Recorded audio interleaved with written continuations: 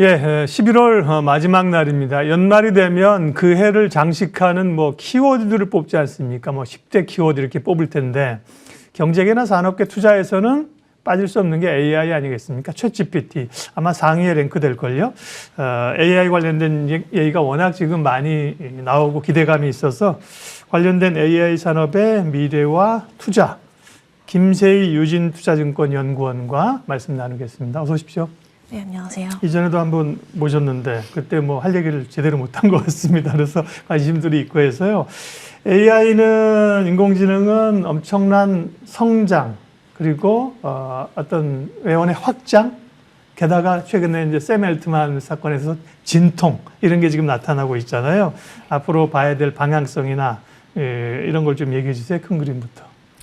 사실 큰 그림이라고 하면 되게 많은 분들이 비슷하게 이야기할 것 같긴 한데 결과적으로 계속 반복이 되는 것 같긴 합니다. 제 개인적으로는 지금 수익 모델들을 다 웬만한 기업들이 하나씩 내놓고 있는 것 같은데요. 특히 이제 좀 빅테크 위주로 응용할 수 있는 어떤 수익 모델 혹은 뭐 초개인화 모델 이런 것들을 많이 내놓기 때문에 유료 서비스에서 실질적으로 이게 뭐 매출 기여를 할 수 있다던가 이런 부분들에 저희가 좀 주목을 해볼 시기가 됐다라고 저는 판단을 하고 있습니다. 그러니까 이제 기대감보다는 그걸 상업화하고 실제로 이제 수익 모델로 가져가느냐 이런 거를 이제 신경 쓸 단계에 왔다는 말씀이신가요? 사실 뭐 기대감이 아예 작용 안 할 수는 없는 구간인 것 같은데요. 그 기대감도 막연한 기대감보다는 이 회사가 그래도 뭐 1년 후 혹은 뭐 그 후년에는 적어도 이제 수익화를 가능하겠다 정도의 어떤 아웃라인을 보여주는 회사들이 전 맞다라고 생각을 하고 있고요. 예를 들면 뭐 마이크로소프트도 가지고 있는 소프트웨어들이 굉장히 많기 때문에 저희가 붙일 수 있는 것들이 굉장히 많고 다들 거의 뭐 유료 서비스 같은 경우는 비슷한 구독률을 보이고 있기 때문에 실질적으로 그 구조를 어떻게 짜는지 이런 것들을 저희가 좀 관찰해 볼 필요가 있지 않을까라고 생각을 하고 있습니다. 누가 승자가 될 것이냐, 누가 또 돈을 벌 것이냐. 챗GPT란 단어를 우리가 듣고 올해 아주 굉장히 의아해했고 이제는 좀 이해하고 있는데요. 뭐 생성형 AI, 최근엔 뭐 추론형 얘기도 나옵니다만 이 챗GPT를 중심으로 한 소위 생성형 AI에서는 누가 강자일까? 일단은 마이크로소프트가 오픈 AI를 통해서 아주 구글을 콧대를 눌러주면서 올라왔고 마이크로소프트와 구글 거기다 이제 아마존까지도 2파전 혹은 3파전으로 붙일 수 있다고 하는데요. 그들의 경쟁 구도는 지금 어떻습니까? 사실상 이제 주가로 설명될 수 있는 부분이다라고 저는 생각을 하고 있는데요. 마이크로소프트가 아마 뭐 계속 신고가를 경신을 하고 있고 사실 그게 저는 이미 올해에서의 답은 나왔다라고 생각을 하고 있습니다. 그리고 그러면 지금 시점에서 이게 유지가 가능하냐라는 부분들을 봤을 때 저는 뭐 큰 이변이 없는 이상 내년까지는 이런 구도들이 가지 않을까라고 생각을 하고 있는데요. 이제 그 근거들을 조금 말씀을 드리면 결과적으로 이제 말씀해 주셨던 그 고통 부분에 해당하는 샘 알트먼 사건이 사실상 마이크로소프트에서 이제 해결을 하는 모습들을 보여지면서 사실 기대감이 굉장히 그쪽으로 더 쏠릴 수밖에 없어진 좀 환경이다라고 보고 있고요. 그리고 구글이나 아마존 같은 경우도 저도 기술적인 차이에서는 크게 뭐 차이가 있지 않다라고 생각을 하는데 워낙 AI 특성상 처음에 진입을 빨리 한 이제 사업자가 굉장히 유리한 구간인 것 같기 때문에 이 처음 시장에 진입했던 이 효과가 계속 한동안은 지속될 가능성이 높다라고 보고 있습니다. 선점 효과라는 게 있는 거죠. 아마 미국의 지금 시총 1위 종목은 애플이죠. 근데 마이크로소프트가 이제 따라붙고 있거든요. 일시적으로라도 일단 만약에 뭐 MS가 애플의 시총을 장중에 살짝 넘었다. 뭐 이런 뉴스도 혹은 며칠 넘었다. 이런 뉴스도 내년에 나올 수 있습니다. 그만큼 이제 마이크로소프트가 치고 나가는 거. 뭐 구글, 아마존은 사실 뭐 지금 말씀하신 것처럼 시장에서 존재감이 별로 없습니다. 국내 기업들도 이제 뭐 사활을 걸고 다 이제 AI를 하고 있는데요. 소프트웨어 쪽에서 보면은 네이버가 가장 빨리 그 제품도 내놓고 하고 있는데 시장에서는 네이버는 아직 좀 기대는 좀 못 미친다는 인식이 있습니다. 국내 기업들 동향은 어떻습니까? 사실 너무 기대가 많이 반영됐다라는 부분도 있을 것 같긴 하고요.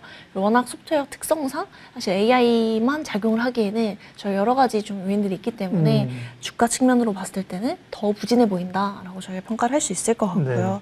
사실 저희가 뭐 마이크로소프트나 뭐 구글 이런 회사들과 비교했을 때는 당연히 상대적으로 좀 여력이 있는 거 아닌가라고 생각을 할 수 있는 포인트들이 있다라고 생각을 하고 있는데요. 네. 근데 결과적으로 저희가 이제 서비스에 이제 붙여가는 과정들, 뭐 최근에는 온디바이스 얘기도 나오고 있고, 결과적으로 저희가 어플을 통해서 이제 이런 AI 서비스들을 계속해서 이용하게 될 텐데, 그랬을 때 저는 충분히 이제 경쟁력이 있는 모습들을 보여주고 있다라고 판단을 하고 있습니다. 네. 그럼에도 불구하고 뭐 네이버가 그 분야에서 가장 투자를 열심히 하고 있는 것이고, 네이버 말고는 어때요? 보통 뭐 언급되는 게 뭐 SK텔레콤 이런 것도 언급되고 있고, 옛날에 엠노 자료도 쓰시지 않으셨나요? 엠노. 그다음에 뭐 엠노는 삼성 SDS 이런 쪽으로 국내 기업들이 많이 하잖아요. 사실 대기업들은 다 하는데 네. 그중에 조금 두각을 나타낼 가능성이 있는 그런 기업들은 어디가 있어요? 사실 저희가 이야기하고 있는 AI 관점에서는 할 수 있는 기업들이 저는 명확히 한정적이다라고 이제 말씀을 드리고 싶습니다. 예를 들면 말씀해주신 뭐 SK텔레콤이라든지 뭐 통신사들 일부, 그 다음에 플랫폼 업체들 일부이기 때문에 제가 봤을 때 그 안에서의 선택지는 SKT와 뭐 네이버가 가장 확률이 높다 이렇게 말씀드릴 수 있을 것 같은데, 근데 제가 제가 이제 분석하는 관점, 예를 들면 저 같은 경우는 스몰캡을 담당하고 있기 네, 때문에 네. 그 관점에서는 사실 제가 엠로라는 거는 생성형 AI와는 좀 차이가 있습니다. 물론 신사업 부분으로 일부 개발은 하고 있는데요. 근데 결과적으로 소프트웨어의 영역이기 때문에 이런 부분들이 AI가 발전하면 발전할수록 결과적으로 공급망 소프트웨어 이런 부분들까지 그렇죠. 충분히 확대가 될 수 있고요. 특히나 저는 B2C 이전에는 B2B의 시대가 먼저 올 수밖에 없다라고 네. 생각하는 분야가 또 AI이기 때문에 뭐 이 엠로가 이제 영위하고 있는 예를 들면 공급망 관리 서비스 혹은 뭐 이 시장을 좀 더 크게 보면 CRM까지 확대할 수 있을 것 같은데요. 이제 그런 부분들까지 거의 뭐 저희가 인사 담당하는 부분들 있잖아요. 네. 네, 그런 부분들까지 저희가 전반적으로 다 수혜가 갈 수밖에 없다. 그렇기 때문에 그 안에서의 좀 저희가 코스닥 종목 중에서 살펴보자라고 했을 때 가장 그 경쟁력이 있는 상황인 건 저는 엠로라고 여전히 평가를 하고 네. 있습니다. 오늘 뭐 엠노 얘기 하려고 했던 건 아니고요. 이전에 그 자료를 시장에 가려 있을 때 그 리포트를 쓰셔서 굉장히 주목을 받았었고요. 예, 거기는 말씀하신 것처럼 공급망 구축 소프트웨어, 미국의 뭐 G9인가요? 기업들 얘기도 있고. 그렇게 보면 뭐 스몰캡 중에서는 또 뭐 한글과 컴퓨터라든지 이런 쪽도 그죠. 얘기들이 많으냐. 그건 추가적인 스타디가 필요한 거고요. 오늘 토픽은 아니고요. 국내에서는 사실은 인공지능으로 소프트웨어로 챗GPT는 이렇게 소위 붙어가지고 MS나 이렇게 맞짱 떠서 사실 할 만한 기업은 현실적으로 크지 않고, 그러니까 우린 반도체를 보는 거고요. HBM에 이어서 최근에 온디바이스 얘기를 굉장히 많이 합니다. 디바이스 AI를 얘기하는데 이거는 뭐 전체 AI 중에 뭐 트렌드의 하나예요? 아니면 좀 밀고 갈 수 있는 주제예요? 어떻게 좀 답을 좀 주세요. 지금 제 개인적인 생각은 지금 시점에서는 일부 세그멘트에 해당한다라고 보고 있습니다. 왜냐하면 실질적으로 온디바이스라고 하면은 굉장히 초개인화된 AI가 가능해져야 하는데요. 그렇죠. 네, 그러려면 하드웨어랑 그다음에 소프트웨어 전부 다 사실 굉장히 높은 수준을 요구하는 단계가 되지 않을까. 그러면 그 이전의 유료 서비스를 이제 출시한 것들에 대한 그 다음 스택을 굉장히 여러 번 반복을 해야 되기 때문에 저는 사실 이게 좀 메인 트렌드로서 어떤 부각이 받으려면 좀 시간이 굉장히 많이 필요한 시점이지 않을까. 다만 지금은 AI 자체가 좀 부각이 되고 있기 때문에 그 중에 이런 회사 이렇게 같이 할 수 있는 회사들이 좀 있잖아요. 특히 국내 같은 경우는 뭐 삼성전자도 많이 그렇죠. 이야기하고 계시는 것 같은데 이제 아직까지는 그런 기대감 정도의 저는 네, 그 정도로 봐야 한다라고 보고 있습니다. 삼성전자가 이제 뭐 새로 스마트폰 내놓으면서 그런 걸 탑재한다는 얘기가 나올 수 있고, 자동차 회사들이 그런 걸 이제 할 수도 있는 거고요. 네. 그러면 이제 뭐 HBM 쪽은 워낙 내년에도 지금 뭐 섹터 커버하시는 데가 아니지만 삼성전자나 하이닉스나 워낙 수요가 좋기 때문에 그렇고, 지금 이제 온 디바이스 AI 얘기하고 있고요. 저는 이제 단어가 어려워가지고 그냥 디바이스 AI 이렇게 얘기하는데, 뭐 이런 류에서 또 나올 수 있는 게 좀 언급은 안 되지만 김세희 연구원이 리서치하면서 이런 단어들도 앞으로 듣게 되실 거예요. 뭐 이런 것 좀 있으면 얘기해 주고 가세요. 사실 이름을 붙이기 나름이어서 네. 예를 들면 온디바이스는 소프트웨어랑 그다음에 하드웨어의 이제 결합된 형태를 많은 분들이 원하기 때문에 네. 이제 사실 어떻게 보면 모바일 부분에 대한 이야기인 거잖아요. 예. 저는 조금 더 다른 차원에서 지금까지는 저희가 다 문서 위주, 예를 들면 글을 텍스트를 변환하는 것들, 그러니까 쉽게 챗GPT도 그런 형태인 그렇죠. 거잖아요.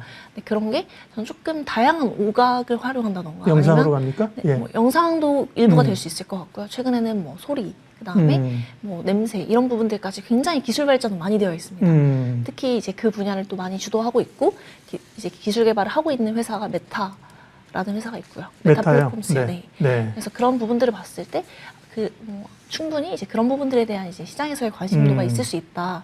그리고 나아가서는 그거보다 조금 더 단기적으로는 오픈 소스 AI에 대한 이제 얘기들이 지금보다는 조금 더 많이 나올 수 있는 시점이 있지 않을까라고 생각하고 네. 있습니다. 깊게 들어가니까 저도 잘 이해 못하겠습니다. 다양한 뭐가 나올지 그러니까 오각 AI입니까? 오각? 그러니까 냄새 맡고 느끼고 옛날에 TV도 그런 거 있었어요. TV에서도 뭐 예를 들어 음식 만들어 먹는 거 하면 그 냄새도 맡을 수 있다 뭐 이런 것도 있었는데요. 변화가 매우 빨리 됩니다.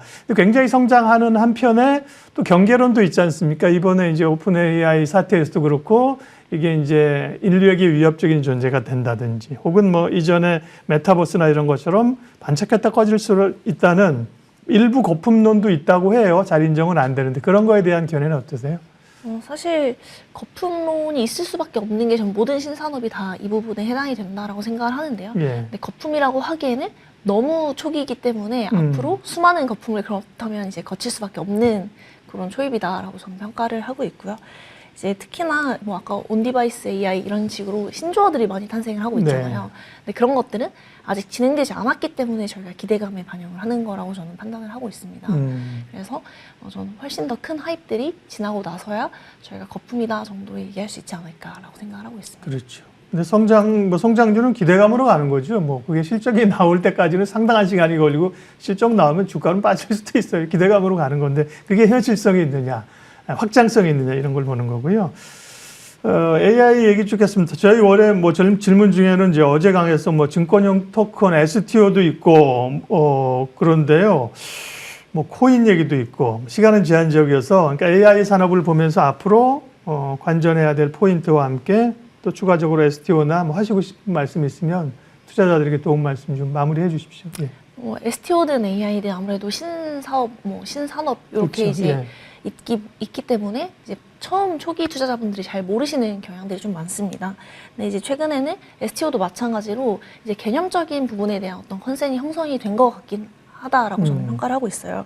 그래서 그렇기 때문에 이 지금 정부에서 주도를 하고 있고 또 특히나 이제 금융은 규제 산업이다 보니까 좀 속도가 더딜 수밖에 없는데 이 타임라인에 맞춰서 굉장히 많은 논의들이 오갈 수 있는 초기 시점이라고 저는 판단을 하고 있고요. 다만 저희가 이제 뭐 AI보다는 확실히 주식시장이 조금 동떨어져 있는 부분들이 있기 때문에 그럼에도 불구하고 내년 그리고 후년 정도 시점에서는 분명히 증권사의 멀티플을 확장할 수 있는 요인으로 작용을 전 할 수 있다라고 보고 있습니다. 네. 뭐 서울옥션 이런 것도 있지만 이제 증권사들이 그런 플랫폼을 잡을 거라는 얘기가 지난번에 좀 있었던 거고요. 네. 뭐 오늘 가시기 전에 꼭 해야 되는데 못 하신 말씀 없으세요?